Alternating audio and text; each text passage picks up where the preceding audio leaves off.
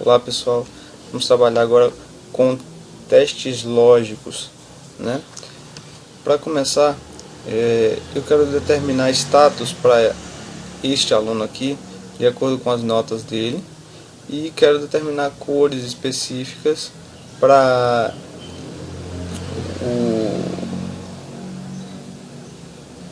o status de cada uma dessas notas, né? Que seriam formatações condicionais, certo? Por exemplo, eu quero formatar isso aqui de vermelho porque está abaixo da média.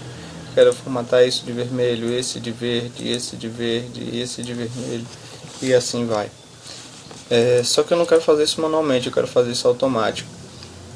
E quero determinar se, pela média, esse aluno aqui ele foi aprovado ou reprovado. Como todas essas médias aqui estão acima, eu vou diminuir aqui um pouquinho essas médias, tá? Senão vai ficar tudo com o mesmo status. Mas vamos lá. Eu vou acrescentar aqui um campo de status e vou pegar essa formatação e vou trazer para cá. Beleza? Vou mesclar e mesclar novamente, certo? Vou colocar uma borda aqui. Beleza. Vamos fazer primeiro pelo assistente. A gente vai em fórmulas, lógica SI. Ele tem três parâmetros, a fórmula SI, né? A fórmula SI tem um parâmetro para o teste lógico, que é algo que ele possa calcular e dizer se é verdadeiro ou falso. Quando for verdadeiro ele vai dar uma mensagem, quando for falso ele vai dar outra mensagem. Por exemplo, no nosso caso aqui, a média de matemática é maior ou igual à média aqui, a essa média aqui, a média definida pela escola. Se for verdadeiro, aprovado. Se for falso, reprovado. Ok? Valor para falso, valor para verdadeiro. Aqui é o parâmetro de teste lógico, né?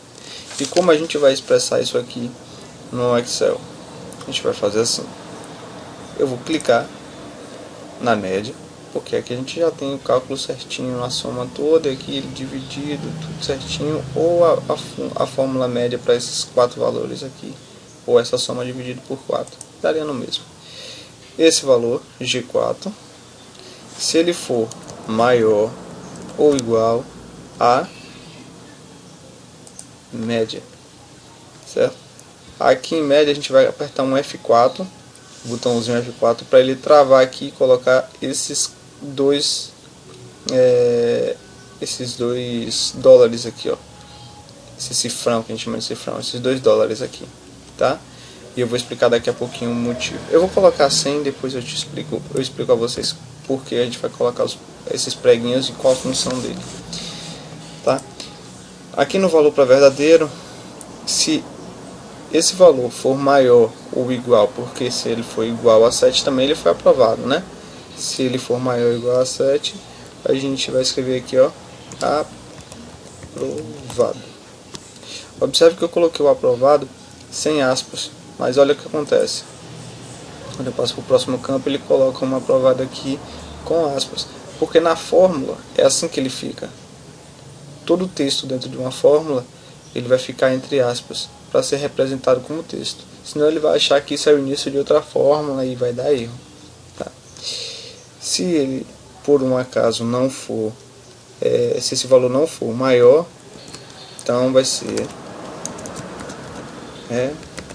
aprovado. Ok? Aqui ele já está dando o status do que vai acontecer. Ó. Esse é o valor que ele vai receber aqui. Que ele já está fazendo o cálculo dessa linha.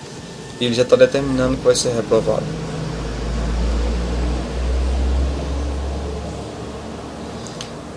Eu vou dar um OK. E olha lá. Ele colocou aqui o valor. Ele calculou e colocou o valor. Tá? É isso que eu quero que aconteça em cada campo desse aqui, certo? Então, agora que a gente viu como faz no assistente, a gente vai fazer ele aqui direto na mão grande aqui, tá? Eu vou escrever igual se, qual o teste lógico? Se a média for maior ou igual a essa média aqui, e eu não vou colocar os dólares, ponto e vírgula. Se esse valor for verdadeiro, lembra que a gente viu lá a observação? Aprovado. Caso contrário, entre um parâmetro e outro, a gente vai separando por ponto e vírgula. Você vê que ele vai ficando negritado no campo que você está. Se tivesse aqui, ele ficaria negritado aqui. Teste lógico, valor para verdadeiro, e agora valor para falso. Reprovado. Certo? E aí eu vou fechar o parênteses. E tá ok. Vou abrir aqui um pouquinho mais essa coluna, porque o texto está um pouco estrangulado aqui, vazando e apertadinho aqui. Eu vou dar um clique duplo aqui entre H e I e ele vai expandir automaticamente para mim, certo? Ele adequou o conteúdo ao texto, né? Eu vou apagar isso aqui, cliquei e aperto Delete. E agora eu vou fazer o seguinte, eu vou clicar aqui, segurar e vou arrastar. Olha só o que acontece. Isso aqui é um 7,3, é maior do que esse valor, mas ele deu reprovado. Vamos analisar. Aqui ele está comparando G4 com B2, G4 com B2. Todos vão comparar com B2, certo? Aqui ele está comparando G5 com B3, G5 com B3. O que acontece? Quando você puxou aqui essa informação para baixo, todas as células que não tinham travas, elas foram, quando você puxou para baixo, ela foi acrescentando, né? Ela foi fazendo uma progressãozinha aritmética, por assim dizer. Então o que é que eu faço? Aqui, onde tem o 2 do B2, se eu colocar aqui $1, se eu colocar aqui $1, eu travo essa linha. Então, se eu colocar, agora já dei enter, né?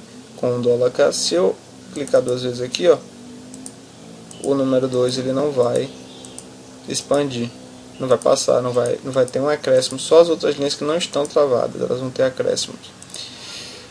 Se eu puxar aqui, agora só a fins de estudo, se eu puxar aqui para a direita, olha o que acontece. Ele passou de B, fica olhando só aqui que eu vou passar na setinha do mouse. Olha só, aqui ele passou de B para C, para D, para E, para F e para G, certo? Eu vou desfazer isso aqui. Vou colocar aqui $1 aqui na frente do B também. É sempre na frente daquilo que você quer bloquear, ou a coluna ou a letra. E vou puxar aqui para o lado direito, certo? Só fins de estudo, como eu estava falando, todos continuam com B, certo? Exceto esse daqui, porque esse daqui eu não bloqueei, né? Esse eu não bloqueei, só bloqueei o B. É só para fins de estudo, só para fins de entendimento. Para esse caso não precisaria bloquear a coluna, só mesmo a linha, né? Eu vou deixar aqui 100 para poder ficar todos iguais, tá? Todos iguais.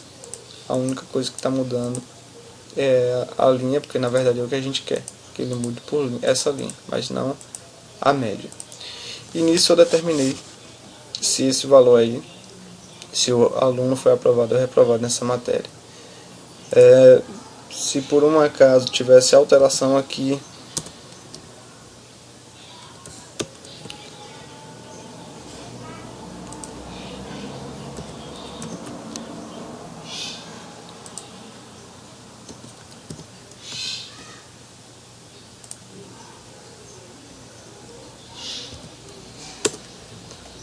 em qualquer outro campo ele vai ter alterações aqui, porque ela está toda dinâmica, né? Essa é aquela grande sacada que eu estava falando logo no início. Ao invés de colocar números, os números que tem aqui, a gente colocar relação das células, e isso você vai usar a vida toda. Aqui, onde temos os estados, eu vou selecionar, porque agora eu quero determinar outra coisa. Aqui em formatação condicional, eu quero colocar, eu vou aqui em gerenciador de regras, tá? Gerenciador de regras, nova regra. Eu vou aqui na segunda opção, formatar células que contenham. O valor dessa célula aqui, que eu selecionei, se ela for maior ou igual, perdão, se o valor dessa célula for igual a aprovado, se o texto dessa célula tiver escrito aprovado, eu quero que o pano de fundo dela, o preenchimento, fique verde. Ok? Eu vou dar um aplicar. Olha lá. Vou acrescentar uma nova regra. Formatar apenas células que contenham. O valor da célula é igual a reprovado. Se tiver escrito lá reprovado, a cor vai ficar um avermelhado, um salmão. Eu vou aplicar. Ok? Então, se por um acaso tiver alteração, vai haver alteração aqui também.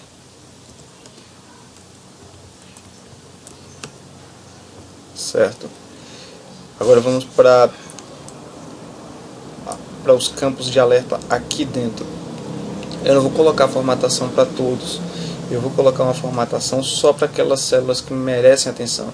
E o que merece atenção são os valores que são abaixo de 7 pontos. Eu selecionei toda a área que eu quero formatar. Vou vir em nova regra. E vou dizer assim, eu vou formatar células que contêm o seguinte. O valor da célula é menor do que, não menor igual, apenas menor, porque 7 ainda é aprovado. É menor do que 7. Se o valor da célula for menor do que 7, eu quero que ele fique com aquele salmão ali que a gente já predefiniu. Eu vou aplicar. Ok. Esses são os pontos de observação desse aluno. São pontos onde ele teve uma nota ruim e que merece atenção. Certo? Esse fecha o nosso projeto de boletim. E a gente finaliza também essa aula. Ok? Espero que vocês tenham gostado. E vamos passar para o próximo mini projeto.